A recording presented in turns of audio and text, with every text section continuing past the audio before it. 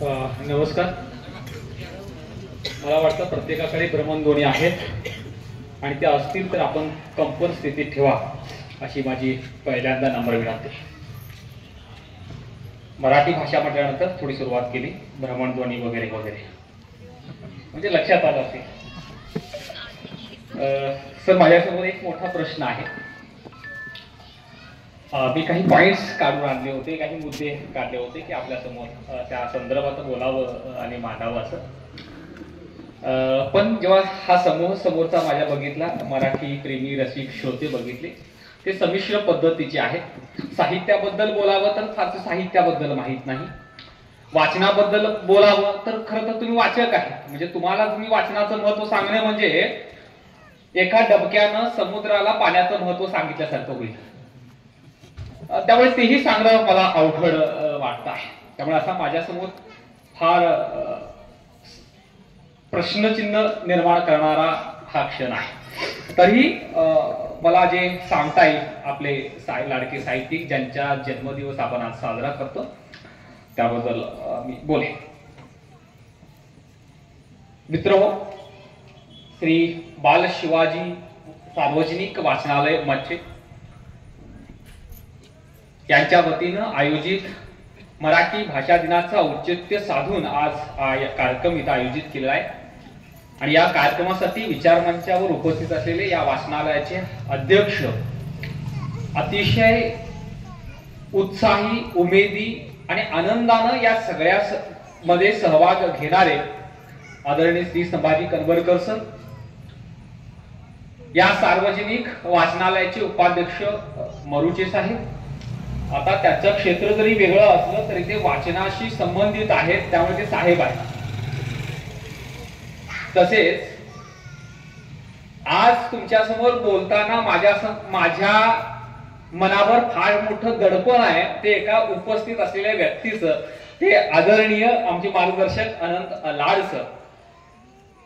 मला म्हणजे हे वाचनालय, मी जरी पहिल्यांदा आलो तरी बाल शिवाजी सार्वजनिक वाचनालय असं एक वाचनालय मच्छे गावामध्ये आहे आणि ते वेळोवेळी काही ना काही कार्यक्रम करतं, हे मी पेपर मधून वाचत होतो. आणि मग त्यावेळेला मी इथं आलोय म्हणून सांगत नाही, मी त्यावेळेलाही मला असं वाटायचं की बेळगावातलं जे मोठं परंपरा असलेलं सार्वजनिक वाचनालय जे गणपत गल्लीचं आहे त्याचे अध्यक्ष इथं आहेत, ते वाचनालय आणि हितलं सार्वजनिक वाचनालय एकाच पातळीवरचं आहे असं मला तेव्हा वाटायचं. आणि आज ते खरं वाटतंय आल्यानंतर. सातत्यानं 51 वर्ष एखादं गावामध्ये सार्वजनिक वाचनालय चालतं, ही फार कौतुकाची आणि अभिमानाची गोष्ट आहे, अभिमानाची गोष्ट आहे.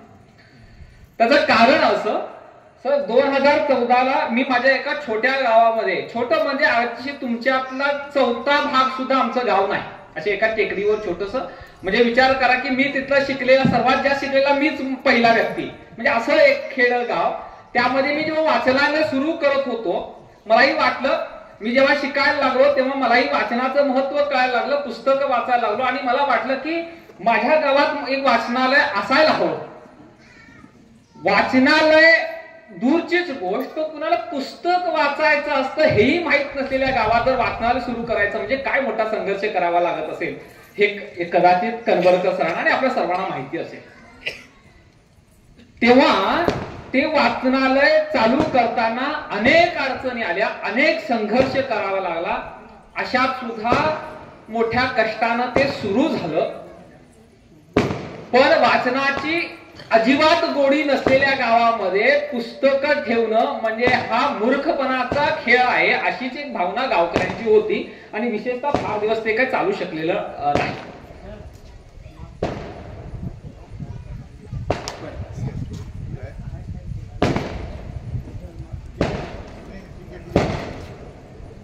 खर तर काका मगाशी इतकं ज्ञान आहे काकांना, इतकं वाचन आहे, ते मी काही दिवसांपूर्वी इथं साहित्य संमेलन आपल्या गावामध्ये होतं, तिथं मी आलो होतो. आणि मग तिथं मी जेव्हा माझी मतं मांडली तेव्हा ते काका समोर येऊन मला सांगितले की फार सुंदर बोललात तुम्ही. आणि मी मुद्दाम ते तुमचं ऐकायला बसलो असं ते म्हणाले. काही अडचणीमुळे ते जातात. माझं वाचनालय मी फार दिवस चालवू शकलो नाही, म्हणजे आता आहे पण फार ते वाचक तिकडं नाहीयेत, अनेक अडचणी आहेत. त्यामुळे जेव्हा इथं आलो आणि मलाही वाटत होतं की म्हणजे पेपर पण वाचत होतो, हे आता अलीकडे कुठेतरी वाचनालय सुरू झालेलं असावं वगैरे असं वाटत होतं. पण इथं बघितलं पाठीवरती ते 73चं आहे आणि 51 वर्ष संपले, 52 वर्षात पदार्पण करतंय. किती मोठी गोष्ट आहे की एक वाचनालय अशा छोट्या गावामध्ये सतत 50 वर्ष अर्ध शतक पूर्ण केलेलं आहे. लक्षात घ्या, आज इथं जे काही वाचक आहेत किंवा इथं जे आपण जमला आहात, या आपल्या मनावरती थोडे बहुत का असेना या वाचनालयाचे संस्कार आहेत आणि म्हणून तुम्ही इथं आलात. तुमच्या सहकार्याशिवाय हे वाचनालय 50-51 वर्ष चाललं नसतं. ते चालू आहे कारण की तुम्ही त्याला सहकार्य करतात, तुम्ही वाचतायत. कारण की मी नेहमी मगाशी बोलताना सर म्हणायला लागलो, मी परवा संमेलनात सुद्धा सांगितलं की पुस्तक आता अलीकडे आपल्याकडे ओरड आहे की पुस्तकं वाचत नाहीत, पुस्तकं वाचत नाहीत, पुस्तकं कुठेही गेलं की पुस्तकं वाचत नाहीत असं सगळे सांगतात, असेच सांगतात. पण त्यासाठी आपण काय करतो का, आपण काय करतो का, असं जर आपण आपल्या स्वतःला प्रश्न विचारला तर आपल्याला लक्षात येईल, त्याचं उत्तर असेल की आम्ही काहीच करत नाही. मी मगाशी म्हणत होतो कनबरकर सरांसोबत चर्चा करताना की पुस्तकांपर्यंत जर वाचक येत नसतील तर पुस्तकं वाचकांपर्यंत घेऊन चला, म्हणजे वाचतील पुस्तक लोक. आणि मला वाटतं इथं सभागृहाच्या म्हणजे ह्या विचार मंचाच्या समोर जे पुस्तकं मांडून ठेवली आहेत हा त्याचाच भाग आहे की तुम्हाला जर वाचनापर्यंत यायचं नसेल की येत नसाल तर तुमच्यापर्यंत पुस्तकं येत आहेत तर ते वाचा. आणि मला वाटतं ही खरंच कौतुकाची गोष्ट आहे सर, मला फार महत्वाचं वाटतं. ज्यांच्या प्रतिमांचं पूजन या ठिकाणी झालं ते आपले मराठी भूमीचे आराध्य दैवत श्री छत्रपती शिवाजी महाराज आणि मराठी भाषेचे दैवत ज्यांचा जन्मदिवस आज मराठी भाषा गौरव दिवस साजरा करतो ते कविवर्य कुसुमाग्रज. कुसुमाग्रज एका ठिकाणी म्हणतात, माझ्या मराठी मातीचा टिळा लावा ललाटाचा टिळा, हिच्या संगे जागल्या दऱ्या खोऱ्यातील शिळा. म्हणजे मराठीनं फक्त मराठीच माणूस जागरला नाही तर दऱ्या खोऱ्यातील दगड, धोंडे, पर्वत, गड, किल्ले हे सगळेच मराठी भाषेनं जागलेले आहे. इतकं सामर्थ्य मराठी भाषेत आहे. आणि या भाषेचं सामर्थ्य ज्या व्यक्तीनं वाढवलं, ज्या साहित्यिकानं लेखकानं सातत्यानं मराठी भाषा ही माध्यम भाषा न होता ती ज्ञान भाषा व्हायला हवी असा आग्रह धरला, ते ज्ञानपीठ पुरस्कार विजेते साहित्यिक, लेखक, नाटककार, कवी विष्णू वामन शिरवाडकर तथा कुसुमाग्रज ज्यांना म्हणतो, त्यांचा हा जन्मदिवस जगामध्ये जिथं जिथं मराठी माणूस आहे तिथं तिथं हा दिवस मराठी भाषा गौरव दिवस म्हणून साजरा केला जातो. मराठी भाषा गौरव दिवस म्हणून साजरा केला. तो काय फक्तच महाराष्ट्रात आणि फक्तच बेळगावात आणि फक्तच मच्छात साजरा करतात असं नाही, तर जगामध्ये जिथं जिथं मराठी भाषा बोलली जाते, जिथं जिथं मराठी भाषिक लोक आहेत तिथं तिथं हा दिवस मोठ्या उत्साहानं साजरा केला जातो.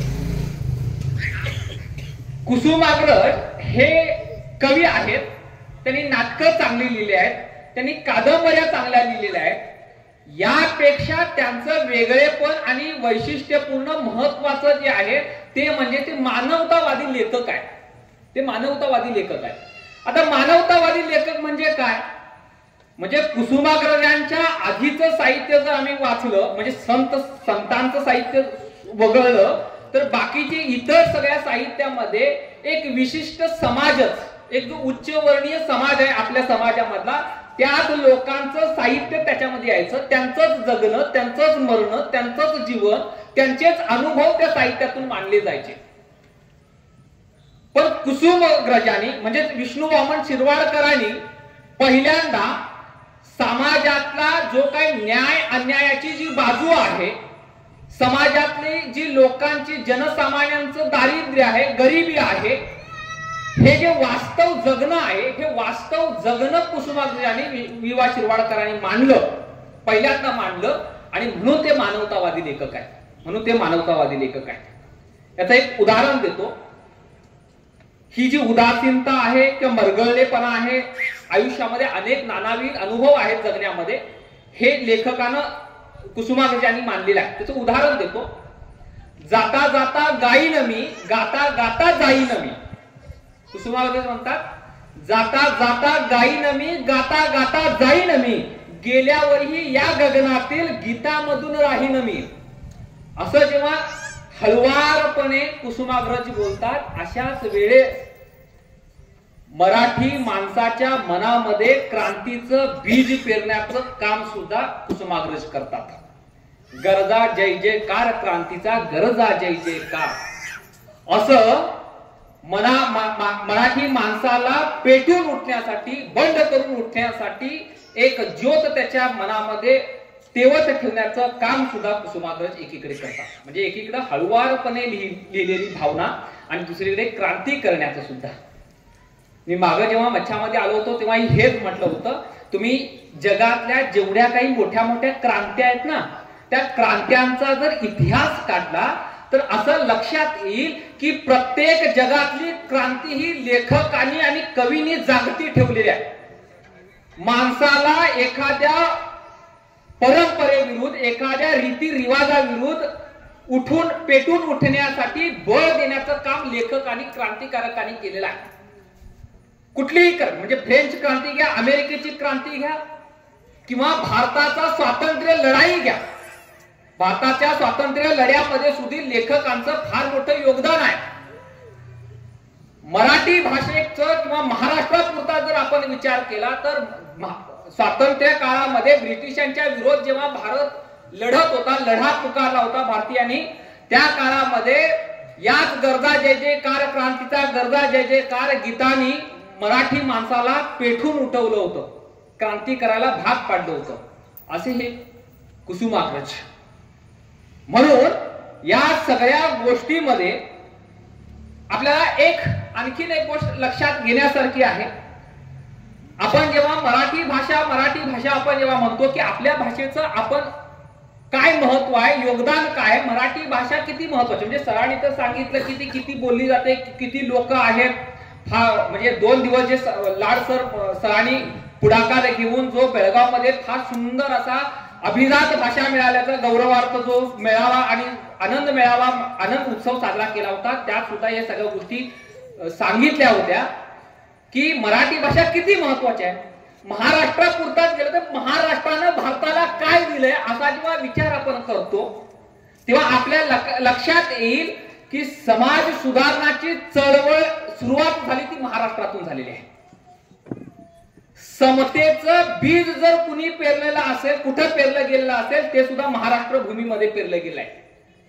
जे काही आपले संत होऊन गेलेत, संत ज्ञानेश्वरापासून संत तुकाराम महाराजांपर्यंत, या सर्वांनी समता, बंधुता, प्रेम या सगळ्या गोष्टी आपल्या महाराष्ट्रातल्या भूमीमध्ये पेरलेल्या आहेत. मी जे समाज सुधारकांचे चळवळ महाराष्ट्रात म्हणजे भारतातली कुठलीही चळवळ सुरू घ्या, ती सगळी चळवळीची मुळं सगळी महाराष्ट्रात आहेत आणि ती सगळी मराठी मातीत आहे.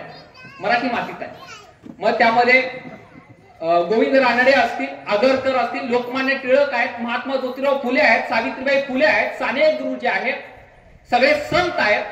आणि अलीकडेच विचार करायचा झाला तर छत्रपती शाहू महाराजापासून डॉक्टर बाबासाहेब आंबेडकर पर्यंत हे सगळे मराठी भाषिक आहेत, मराठी लोक आहेत. पुन्हा एक गोष्ट सांगतो की मराठी भाषेनं काय दिलं आमच्यासाठी अभिमानाचं. बेळगावकर म्हणून आमच्यासाठी अभिमानाचं. कदाचित तुम्हाला माहिती असेल, मराठीतली पहिली सामाजिक कादंबरी जर कुणी लिहिली असेल, पहिली सामाजिक कादंबरी 1857 साली लिहिली गेली, ती बाबा पद्मनजी यांनी यमुना पर्यटन ही कादंबरी.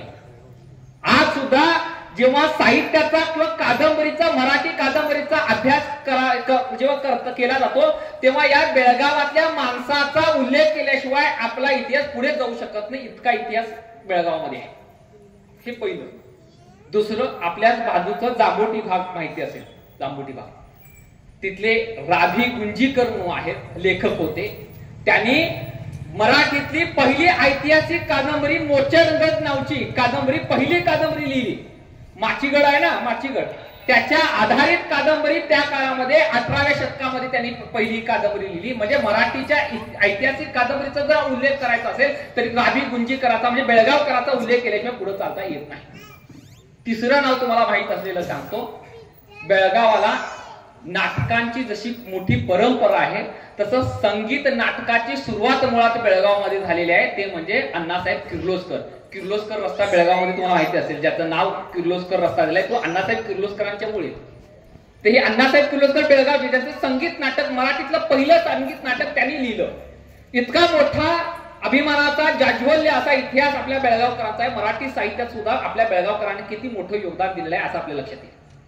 प्रत्येक क्षेत्रामध्ये आपला मराठी माणूस किती पुढे आहे याची आणखी काही उदाहरणं देताना आपल्या लक्षात येईल की आपल्या भारतीय चित्रपट सृष्टीची सुरुवात सुद्धा मराठी माणसाने केली. दादासाहेब फाळके त्या माणसाने सुरुवात केलेली आहे. एवढंच काय, 12व्या वर्षी एखादा मोठा ग्रंथ लिहिण्याचं कर्तृत्व कुणी गाजवलं असेल तर संत ज्ञानेश्वरांनी गाजवलं 12व्या शतकामध्ये. साधारणतः त्याच काळामध्ये आजूबाजूला संबंध परिसर शत्रूंच्या तडाख्यात असताना, गुलामगिरीत वावरत असताना स्वातंत्र्याची ज्योत पेटवली आणि स्वराज्य निर्माण केलं, तेही छत्रपती शिवाजी महाराज मराठी मातीतलेच. अशी अनेक उदाहरणं देता येतील की मराठी भाषेनं आपल्याला काय दिलंय, आपल्या मराठी भाषेमध्ये किती मोठं योगदान दिलंय. अशा अनेक गोष्टी सांगण्यासारख्या आपल्या समोर आहे. हे सगळं करत असताना मला परवा मला वाटतं गेल्याच वर्षी एका मराठी भाषा अशाच कार्यक्रमामध्ये 27 फेब्रुवारी गेलो होतो आणि मग हा असं व्याख्यान वगैरे सगळं झालं आणि लाडकर मला एक त्यांनी प्रश्न केला की कुसुमाग्रजांना दुसरा ज्ञानपीठ पुरस्कार मिळालाय मराठीमधला, त्यांच्या विशाखा या कविता संग्रहाला. त्याच्या अगोदर वि. स. खांडेकरांना मिळालेला आहे. त्याच्या अगोदर वि. स. खांडेकरांना मिळाला.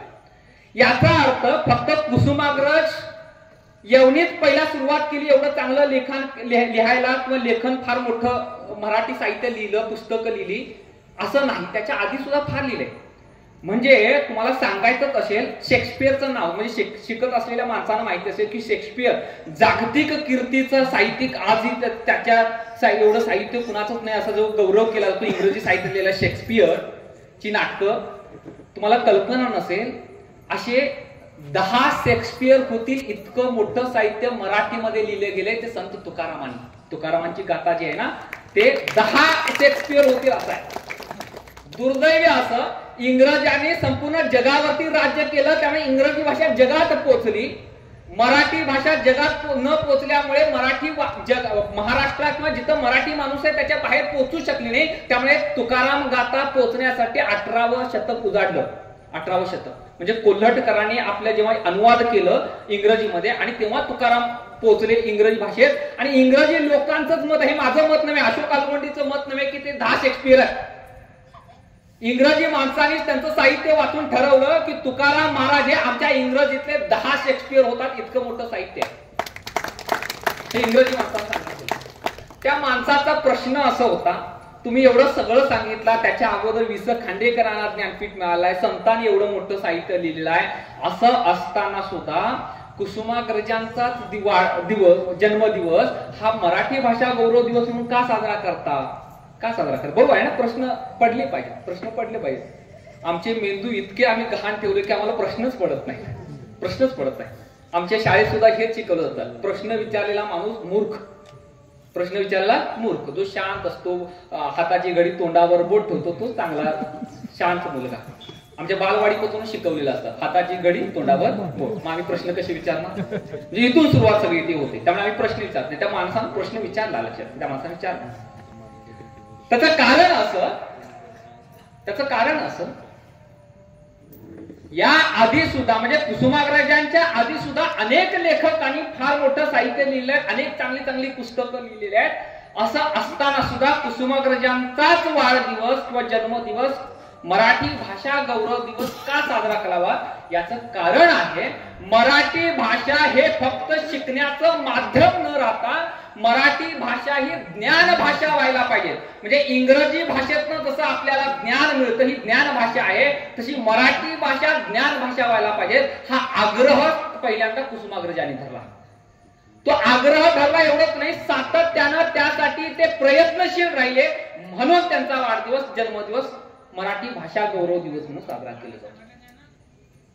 आणखीन एक इथं सुचवावंसं वाटतं, आणखीन एक शंका दूर करावीशी वाटते.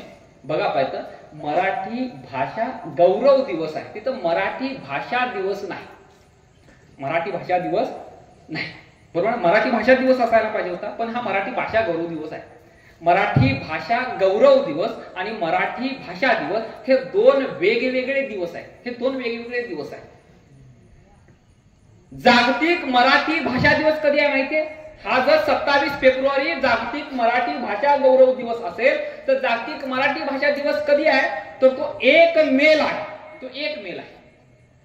जेव्हा महाराष्ट्राची, स्वतंत्र महाराष्ट्राची स्थापना 1 मे 1960 ला झाली, तेव्हा 1964 ला, म्हणजे 4 वर्ष झाली होती महाराष्ट्र स्थापन करून, वसंतराव नाईक मुख्यमंत्री होते, आणि मग त्यांनी जाहीर केलं की महाराष्ट्राची स्थापना जो दिवस झालाय तोच मराठी भाषा दिवस, आणि म्हणून तेव्हापासून मराठी भाषा दिवस साजरा केला गेला.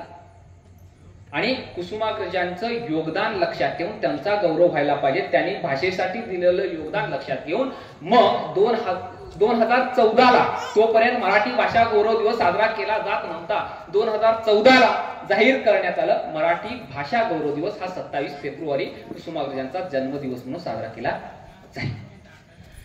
मराठी भाषिक म्हणून आणखीन एक अभिमानाची गोष्ट की याच वर्षी, म्हणजे गेल्या वर्षी 3 ऑक्टोबर 1924, माझ्या मते 2024, 3 ऑक्टोबर 2024 ला केंद्र सरकारनं मराठी भाषेला अभिजात भाषेचा दर्जा दिलेला आहे. ही अभिमानाची गोष्ट आहे. तुम्हाला कल्पना नसेल, या आधी अनेक भाषेना मराठी भाषा, माझ्यामध्ये 13 ते 12 भाषेनं मराठी अभिजात भाषेचा दर्जा दिलेला आहे. त्याच्यामध्ये पहिलं दिले ते तमिळ भाषेला दिलाय 2004 ला. त्याच्यानंतर मल्याळम, तेलुगू, कन्नड, संस्कृत अशा अनेक भाषेना दिलेलं अभिजात भाषा दिलाय. 2014 ला हा अभिजात, मराठीला सुद्धा अभिजात भाषेचा दर्जा द्यायला पाहिजे असा प्रस्ताव आमच्या महाराष्ट्राच्या सरकारनं एक समिती स्थापन करून तो पाठवला केंद्र सरकारमध्ये. त्या समितीमध्ये साहित्यिक रंगनाथ पाठारे त्याचे अध्यक्ष होते, त्याच्या आधी हरी नरके वगैरे काही लेखक लोक होते, आणि तो प्रस्ताव पाठवला. त्याच्या अगोदर, हे 2014 लाच का पाठवला माहितीये? कारण की तोपर्यंत आमचा समज होता मराठी भाषिकांचा की मराठी भाषे म्हणजे अभिजात भाषा देण्यासाठी, दर्जा देण्यासाठी काही निकष केंद्र सरकारनं ठरवले होते, काही अटी ठेवल्या होत्या की तुमची भाषा 2000 वर्ष जुनी असली पाहिजे, तुमची भाषा जुनी असण्यासोबतच ती स्वतंत्र भाषा म्हणून असली पाहिजे, ती दुसऱ्या कुठल्या भाषेतनं जन्म घेतलेली भाषा असता कामा नये, असा प्रस्ताव होता. आणि 2014 पर्यंत आमचा समज असा होता की श्रवण बेळगोळ, आपल्या जवळ कर्नाटकामध्ये श्रवण बेळगोळची किती फुटी सर, 58 फूट काय कितीतरी फूट उंच मूर्ती आहे बघा, गोमटेश्वरची है ना. त्याच्या खाली एक शिलालेख आहे, तो 983 साली लिहिला गेलाय, इसवी सन 983 ला. आणि त्या शिलालेखामध्ये उल्लेख आहे काय म्हणून की श्री चामुंडराये करविले, गंगराजे सुत्ताले करविले. हे देवनागरी लिपीमध्ये, म्हणजे आम्ही मराठीमध्ये लिहितो ना ती जी देवनागरी लिपी, त्या देवनागरी लिपीमध्ये 983 साली तो लिहिला गेला होता. त्यामुळे आमचा समज होता की आमची भाषेचा सर्वात जुना पुरावा हा तोच आहे. म्हणजे तुम्ही सांगा मस्त की तुम्ही 2000 वर्षाची जुनी आहे, पण पुरावा काय तुमच्याकडे? तो दाखवायला पुरावा त्या श्रवण बेळगोळच्या मूर्तीच्या खाली लिहिलेला होता. गंमत म्हणजे हे जे रंगनाथ पाठारे किंवा हरी नरके यांची जी टीम होती, या टीमने संशोधन केलं आणि त्यांच्या लक्षात आलं पुण्याजवळ जुन्नर म्हणून तालुका आहे, तिथं नाणे घाट आहे, त्या नाणे घाटाचा एक शिलालेख आहे, तो सर्वात जुना शिलालेख जो 2200 वर्षापूर्वीचा शिलालेख उपलब्ध झाला, तो ब्राह्मी लिपीमध्ये आहे. आणि त्याच्यावरती पहिला उल्लेख आहे महारठी, ब्राह्मी लिपीमध्ये महारठी असा उल्लेख आहे. आणि मग या लोकांना वाटलं की जर तमिळ भाषा अभिजात असेल, तेलुगू भाषा अभिजात असेल, कन्नड भाषा अभिजात असेल, तर आमची भाषा सुद्धा अभिजात आहे. तर की तुमचे निकष आहेत 2 वर्षापूर्वीची, पण आमची भाषा 2200 वर्षापूर्वीची जुनी आहे. आणि म्हणून तुम्ही आमच्या भाषेला अभिजात भाषाचा दर्जा दिला पाहिजे असं सांगितलं गेलं. 2014ला तो केला. मग 10 वर्ष काय झाली मला फार श्रीपाद जोशींनी परवा फार त्या कार्यक्रमात चांगलं सांगितलं की ते हा अभिजात दर्जा वगैरे म्हणजे दिला केंद्र सरकारनं म्हणून आमची मराठी भाषा ऑक्टोबर पासूनच अभिजात झाली अशातला भाग नाही. ती अभिजात होती, अभिजात आहे आणि ती अभिजात राहील याच्यात तीळ मात्र शंका नाही. लक्षात घ्या. तर हे राजकीय आणि हे ते सगळे आपण त्याच्यात पडूया नको. आपला तो विषयही नाही. आपण या सगळ्या गोष्टीपासून की आपल्याला मिळालंय ना ठीक आहे. अभिजात भाषेचा दर्जा मिळाल्यानंतर हे वर्ष मराठी भाषा गौरव दिवस साजरा करण्याला एक विशेष महत्व यासाठीच आहे की या वर्षी अभिजात भाषेचा दर्जा मिळाला आणि म्हणून सरांनी 2 दिवस फार मोठ्या मेहनतीनं फार चांगला असा कार्यक्रम घडवून आणला. असं 3 ऑक्टोबर नंतर काय बदललं मराठी भाषेमध्ये? मराठीला काय सोनं चढलं का? हिरे दागिने हिऱ्यांचे रत्न चढले का तेव्हा नंतर? तर अशातला भाग नाही. याच्यापासून काही लाभ होणार आहे.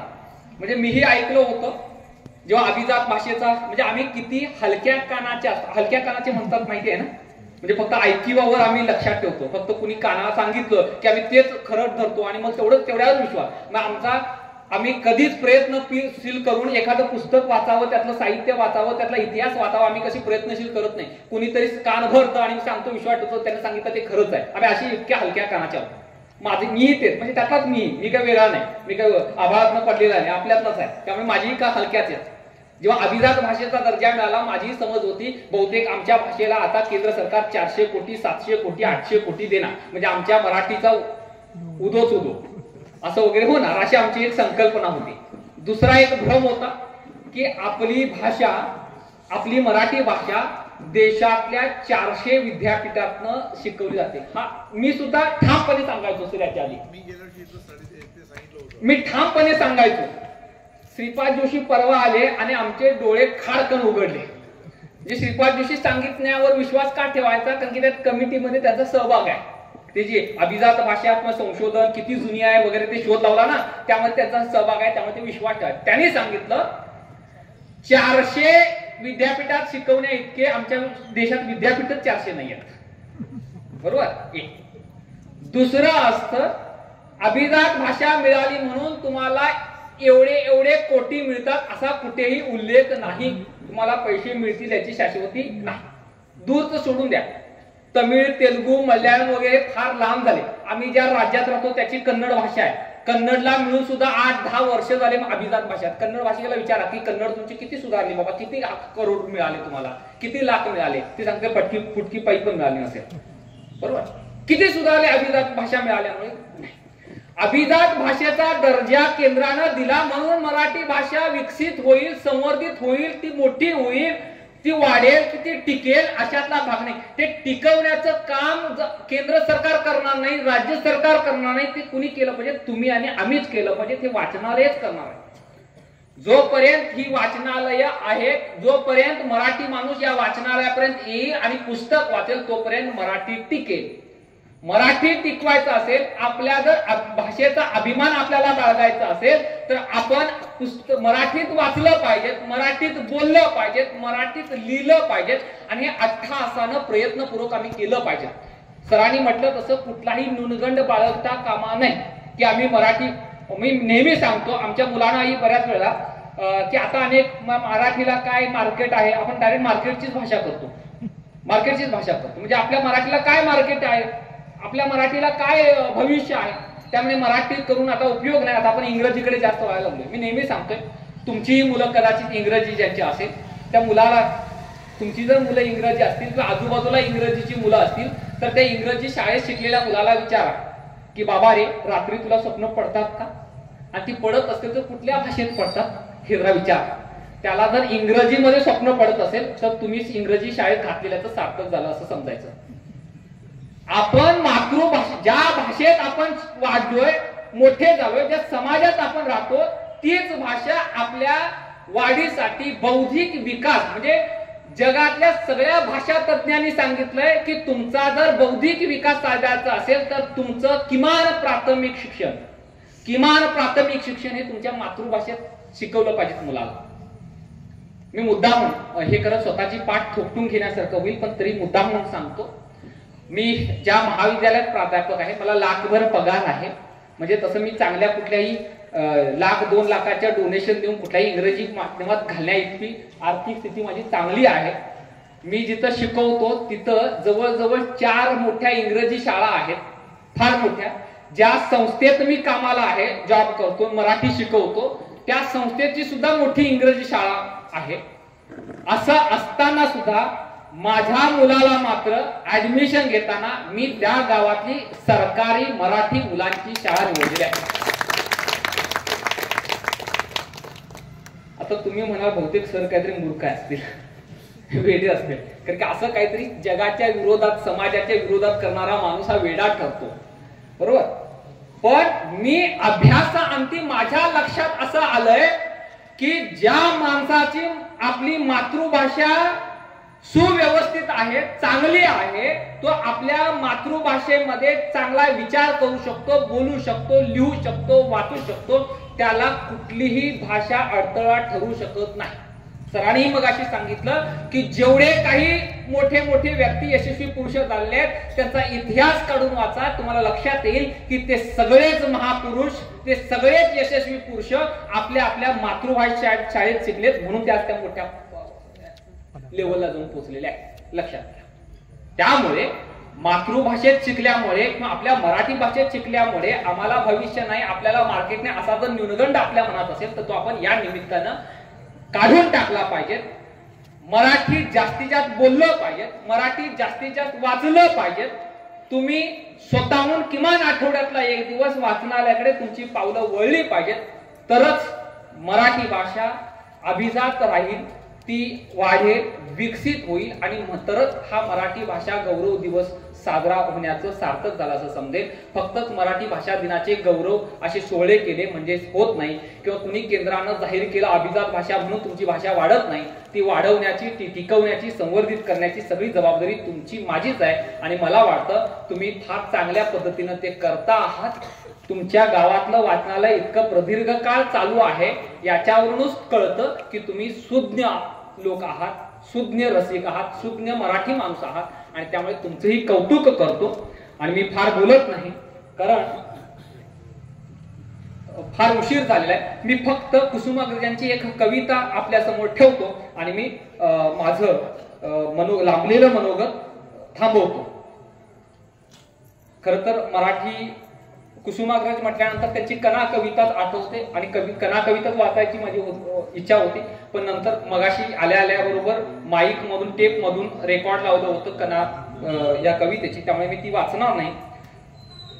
प्रेम कर भिल्लासारखं अशी एक त्यांची कविता आहे कुसुमाग्रजांची, प्रेम कर भिल्लासारखं.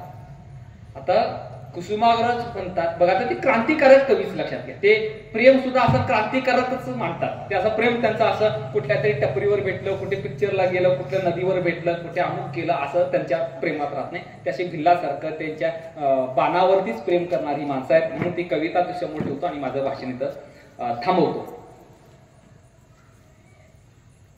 पुरे झाले चंद्र सूर्य, पुरे झाल्या तारा, पुरे झाले चंद्र सूर्य, पुरे झाल्या तारा, पुरे झाले नदी नाले, पुरे झाल्या वारा.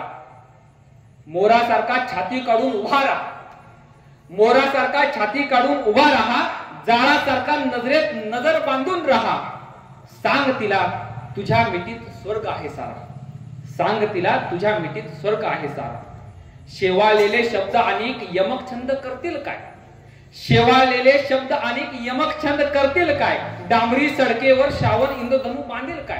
म्हणजे आमच्या प्रेमात इंद्रधनुष काय असतं, चंद्र काय असतो, सूर्य काय असतो, फुलं काय असतात. म्हणून कुसुमाग्रज म्हणतात शेवाळलेले शब्द अनेक यमक छंद करतील काय, डांबरी सडकेवर श्रावण इंद्रधनु बांधेल काय. उन्हाळ्यातल्या ढगासारखा हवेत बरसशील काय. जास्तीत जास्त 12 महिने बाई बसेल झुरत, नंतर तुला लगीन चिठ्ठी आल्याशिवाय राहील काय. म्हणून म्हणतो जागा हो जाण्यापूर्वी वेळ, म्हणून म्हणतो जागा हो जाण्यावरती वेळ.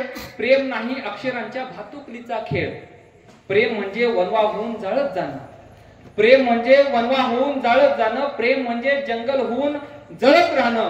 प्रेम कर भिल्लासारखं बाणावरती खोचलेलं, प्रेम कर भिल्लासारखं बाणावरती खोचलेलं, मातीमध्ये उगून सुद्धा मेघापर्यंत पोचलेलं, मातीमध्ये उगून सुद्धा मेघापर्यंत पोचलेलं, शब्दांच्या या धुक्यामध्ये अडकू नकोस, बुर्जावरती झेंड्यासारखा फडकू नकोस, उधळून देत तुफान सारं मनामध्ये साचलेलं, उधळून देत तुफान सारं मनामध्ये साचलेलं, प्रेम कर भिल्लासारखं बाणावरती खोचलेलं, प्रेम कर भिल्लासारखं बाणावरती खोचलेलं.